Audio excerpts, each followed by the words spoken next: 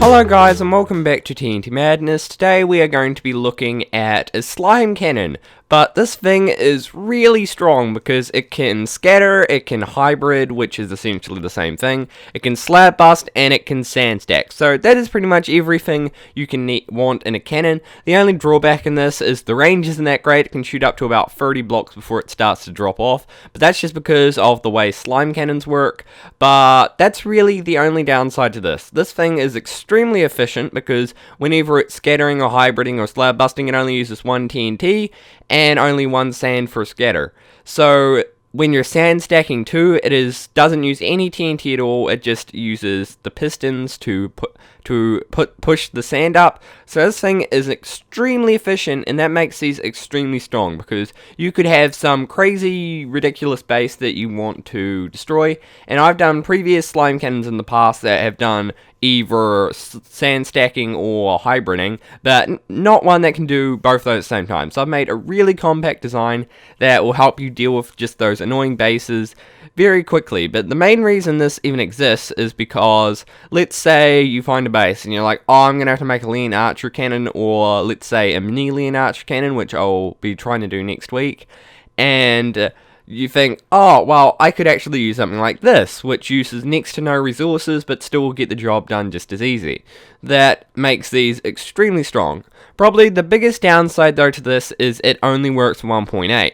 The great thing, though, is some servers manage to have 1.7 TNT mechanics and have it on 1.8. Like, let's say my server, for example, that works really well with both. So best of both worlds, so you can use these cannons on those servers, and it works extremely well. So even if you don't like slime cannons that much, I would still recommend you have this in your arsenal because it will really help. So now let's have a look at a general wall that does have slabs, will need sand stacking and hybriding. So what we have here is just a general wall. We've got 3 layers of slabs at the bottom. Most people will probably only have one in several walls, but this one has got 3 just because we can. We've got a really tall wall that's about 30 blocks high with this little piece here that we want to destroy. So we want to get sand to this height and blow into this base so we can get to this chest. So that's our objective, and let's start using the cannon. So the first thing we have to do is we have to sand stack. There's a few things we can, not sand stack, just slab bust. There's a few things we can do. We can turn off this piston and place a sand here, but since I don't really mind, and you have to place an extra block to actually do that, I'm just going to fire it off anyway. So as you can see, it fires very accurately. It's going to fire down there. It's only going to destroy one slab, so you're going to have to fire this 3 times. So I'd recommend that you just fire it in sequence, so it blows up like that. You can fire this over and over without having any really cooldown time. And as you can see, there's water going through the bottom because, as you can see, now we have got our thing set up. So now that we've got a flat surface, we can start sand stacking. And if we go around here, we can see that this is going to start throwing sand at the wall, and this is going to slowly stack up because this is pushing sand on here, and then this is going up and across, and it's just got one long clock that allows this to go over and over until you stop. So this may not be that fast, but it certainly gets the job done, and as you can see, we are nearly there. We just want to get to that height, so I think I'll turn it off now. Yep, perfect height. So now that we've done that, we can go ahead and actually scatter. So we just have to fire it normally, go right up to it, and it should blow a hole into it. And as you can see, it blew a hole into it, it blew up quite a big area actually, and now we can just walk in here, grab our diamonds and emeralds and whatever else glorious loot is in the base, and be on our way. So as you can see, this thing is very effective. It works just like a normal TNT cannon, but just in a slightly different manner. But anyway, let's have a look at the redstone. So now onto the redstone. So the first thing you probably noticed is that there is actually a button and a lever, and there is a good reason for that, because this clock is actually independent of this main circuit, because this is essentially just the same hybrid cannon version, just slightly different, so we could actually fit this clock in. So what will happen when we press this button, this will go up here, activate this piston, so the sand will fall, and then 2 ticks after that happens when it's just about to fall onto the slime block and become a solid block. It'll push both the TNT and sand up, because the first thing that happens is, since you are pressing the button right on the dispenser, it will activate the TNT, which will allow these to be in a giant clump, and that also means it's good to have a block on this side here. That's why I had a barrier block when we were firing it, because that means it's perfectly straight all the time, or else it might go slightly off to the right just because of how TNT fires out the dispenser. So then that's just a big clump of TNT and sand in the same block, so it doesn't really matter what range you're at. They're always going to be inside each other, so when you hit the wall, that'll hybrid perfectly. But what happens is this fires up, and then 2 ticks after that fires up, this fires up. Well, this fires out, so the TNT and sand will go up, and since it has vertical momentum, when this activates, it'll still have vertical momentum, but it'll go horizontal as well, and that's why you get this sort of arc shape. And that's really all this main part is. So now if we come down here to this lever bit, what this does is this reactivates this redstone torch and this one, which activates this clock. And this clock is specifically on 5 ticks on this sequence, so that way it can activate this pistons at all the right times, or else this will not work at all. It actually took quite a while to actually figure this out. So what happens here is this gets activated, and it will go way up here and activate this piston, which actually will stay activated, because this will be activated 3 ticks, and then it gives it just enough time to retract by just 2 ticks. So the next time it fires off, it will have enough time. If that makes any sense at all, probably not. But anyway, what I'm trying to say is it just stays on for 3 ticks, so we need to have a delay before it can retract.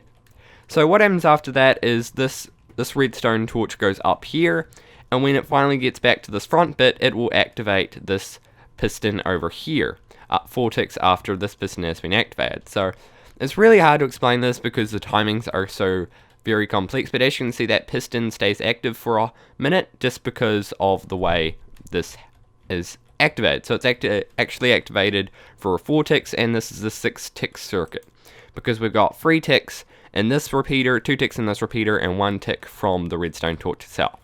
So it takes 6 ticks to fire each piece of sand, so as you can see, it'll pretty much take about half a second. I forgot what it was. I think it's 0.75 a second to fire each sand each time.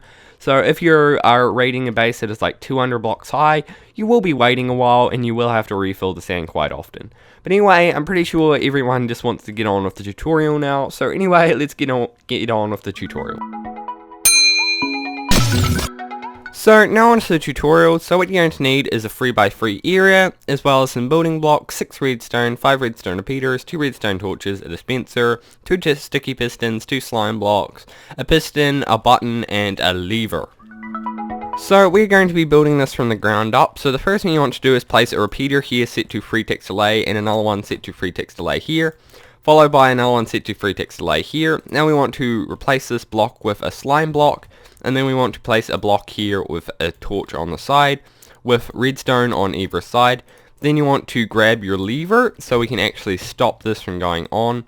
If you're out of space, then you can place it on the bottom if you want to keep in the 3x3 area, but if you want convenience, then place it on the side.